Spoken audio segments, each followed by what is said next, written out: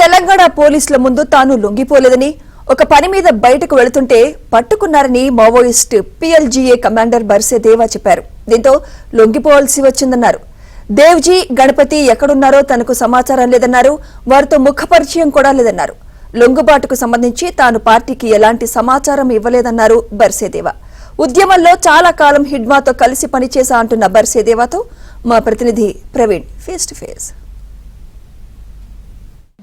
నక్సల్స్ విముక్త భారత్ అంటూ కూడా ఇప్పటికే కేంద్ర ప్రభుత్వం మార్చి 30న డెడ్ లైన్ పెట్టింది. ఇప్పటికే ఆపరేషన్ ఖగార్ పేరుతో అన్ని రాష్ట్రాల్లో కూడా భద్రతా బలగాలు కూంబింగ్ కొనసాగుతున్నటువంటి నేపథ్యంలో దేశవ్యాప్తంగా ఇప్పటికే మావోయిస్టులందరూ కూడా లొంగుబాటుకు గురవుతున్నటువంటి పరిస్థితి కనపడుతుంది.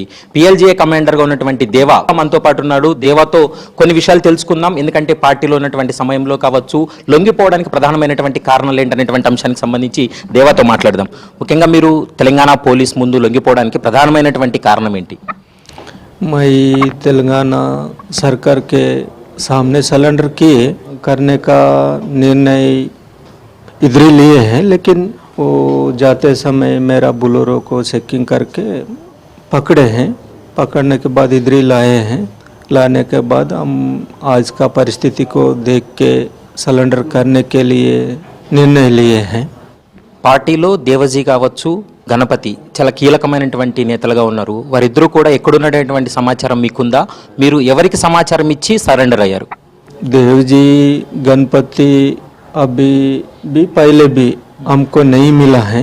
वो अभी भी कहाँ है, कैसा है, किस एरिया में है, पता नहीं है. देवजी, गणपति के बारे में मेरा कोई जानकारी नहीं है.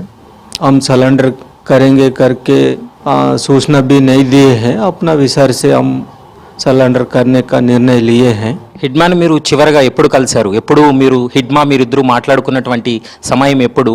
ఇద్దరు ఏమన్నా సరెండర్ అవుదామనేటువంటి చర్చ మీ ఇద్దరి మధ్య ఏమన్నా వచ్చిందా? मैं हिडमा को अक्टूबर 27 तक साथ में था. वो अक्टूबर 27 में के साथ था. उसी दिन वो अलग होके गया था. हम हिडमा के साथ में बहुत दिन था. वो साथ में रहते समय हम कभी भी सरेंडर करेंगे कि नहीं करेंगे हम चर्चा भी नहीं किए हैं. మావోయిస్టు పార్టీలో విభేదాలు రావడానికి కారణం ఏంటి? ఎవరి ద్వారా ఈ విభేదాలు వచ్చాయి? మావోయిస్టు పార్టీలో గ్రూపిజం స్టార్ట్ అవ్వడానికి కారణం ఏంటి? इसका कारण मेन आज का परिस्थिति के मुताबिक संघर्ष को आगे ले जाने में मेन सीसी का फेलूर है करके मैं समझ लिया. మీరు తెలంగాణ పోలీసుల ముందు లొంగిపోయినప్పుడు, సరెండర్ అయినప్పుడు టవర్ వెపన్స్ కావచ్చు, హెలికాప్టర్ షాట్స్ అన్నిటిని కూడా మీరు పోలీసులకు ఇచ్చారు. అవి ఎక్కడి నుంచి తీసుకొచ్చారు? ఎక్కడ మీరు దానిని తీసుకెళ్లడం జరిగింది? पुलिस से मिला है वो टावर्स और वो हेलीकॉप्टर गन का वो बुलेट वो हमारा टीडी बनाया है.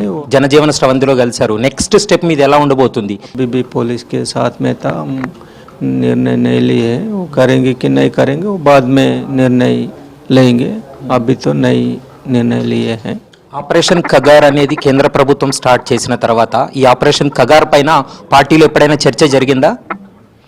ऑपरेशन कागर बारे में पार्टी के अंदर में चर्चा तो हुई है. तेजी से दमन केंद्र राज्य सरकार चला रहे हैं. हमारा आंदोलन को कमजोर करने के, खत्म करने के लिए लाए हैं करके चर्चा तो हुई है. మహారాష్ట్ర కావచ్చు, ఛత్తీస్గఢ్, తెలంగాణలో మావోయిస్టులు ప్రాబల్యం ఎక్కువ ఉంది. మీరు మావోయిస్టు పార్టీలోకి ఎవరు సహకరించారు వెళ్ళడానికి? अपना विचार से मैं गया हूँ. इडमा के बारे में बताने से, इडमा के बारे में मैं घर से परसे हूँ. हमारा परिवार गांव से परसे है. పోలీస్ లెక్కల ప్రకారం ఇంకా మావోయిస్టులు అజ్ఞాతంలో ఉన్నారు. వాళ్ళు కూడా త్వరగా లొంగిపోవాలనేది పోలీసులు భావిస్తున్నారు. తెలంగాణ రాష్ట్రంలో దేశంలోనే అత్యధికంగా దాదాపు 576 మందికి పైగా మావోయిస్టులు అయితే మాత్రం ఇప్పటికే తెలంగాణ పోలీసుల ముందు లొంగిపోయినటువంటి పరిస్థితి అయితే స్పష్టంగా కనిపిస్తుంది. Video journalist Prashant, Praveen Kalavala, ABN Andhrajyothy, Hyderabad.